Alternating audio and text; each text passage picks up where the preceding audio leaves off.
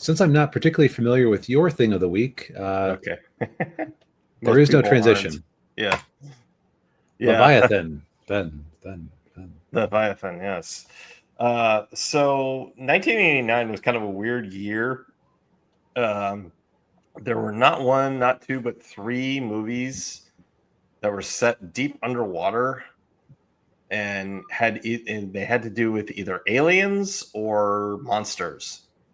One of them most people know is The Abyss from James Cameron, Right. and then the other two are lesser known. One of them was actually I thought was actually this movie. I got the two of them mixed up. It was called Deep Star 6, which was directed by the guy who did the original Friday the 13th movie. Okay. But this one, Leviathan, has actually pretty a really good cast of character actors. I mean, you got Peter Weller, RoboCop. Okay. You got Good start. Richard Crenna.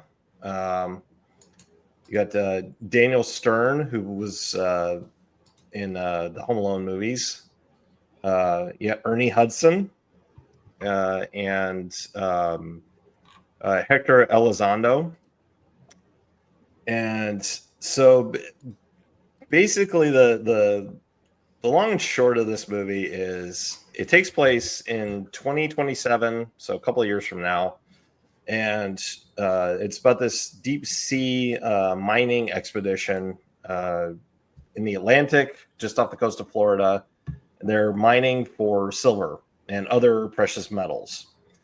And the expedition, and Peter Weller is the commander of the expedition, although he's not really a mining guy, he's a geologist.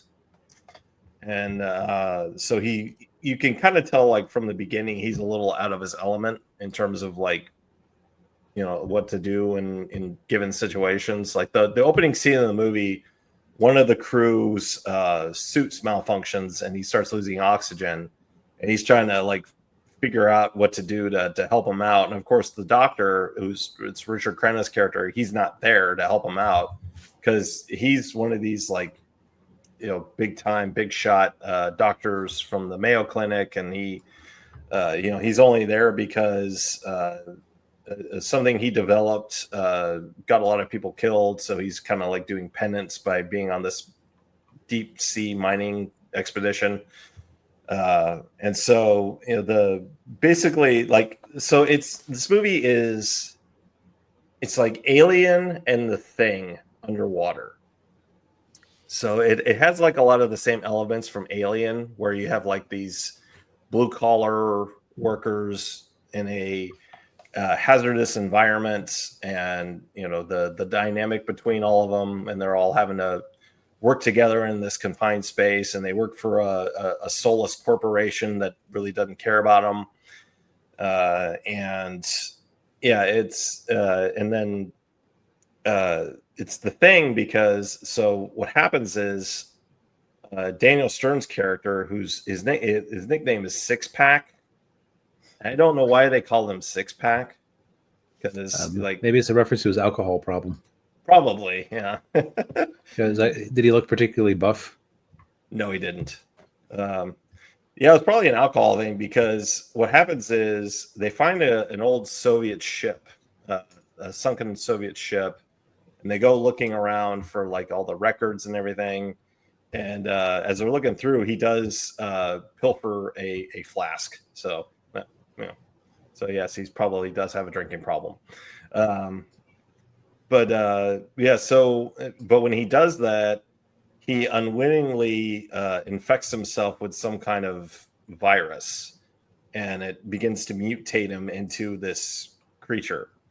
And it starts to spread and assimilate to other crew members, and that's where the Thing comes in, because if you've seen John Carpenter's The Thing, like, it takes people over and it assimilates and it turns into, like, other creatures. And so basically it's just, so that's where it kind of it pivots, with the thing in Alien where this mining crew is stuck in, they're stuck underwater and they have to fight for survival against this hideous monster thing, and it's never really explained was this, it was like an experiment that the Russians were doing and it got out of hand, or is it an alien? It's not really in a phrase I like to quote a lot from Joe Bob Briggs, too much plot getting in the way of the story. Well, this movie does that. It's just doesn't want to have too much plot getting in the way of the story. So there's a lot of things that you really don't quite know what's going on. It's and basically the third act evolves into your kind of typical horror movie type thing where they have to get out of the place before they get killed, and all that good stuff. As far acting wise, it's like I said, very very well acted. I mean, all the actors in there do their jobs really well. And the one character I forgot to mention, the character of Willie, Elizabeth Willie Williams, who's played by the actress's name is Amanda Pays, who I think she's British. She's obviously like the eye candy of the movie. I did notice that she was maybe a bit scantily clad on the poster there. Yeah, just a bit. Yeah. They definitely had excuses in there to have her in her underwear. Oh darn! The laundry machine is broken. Yeah.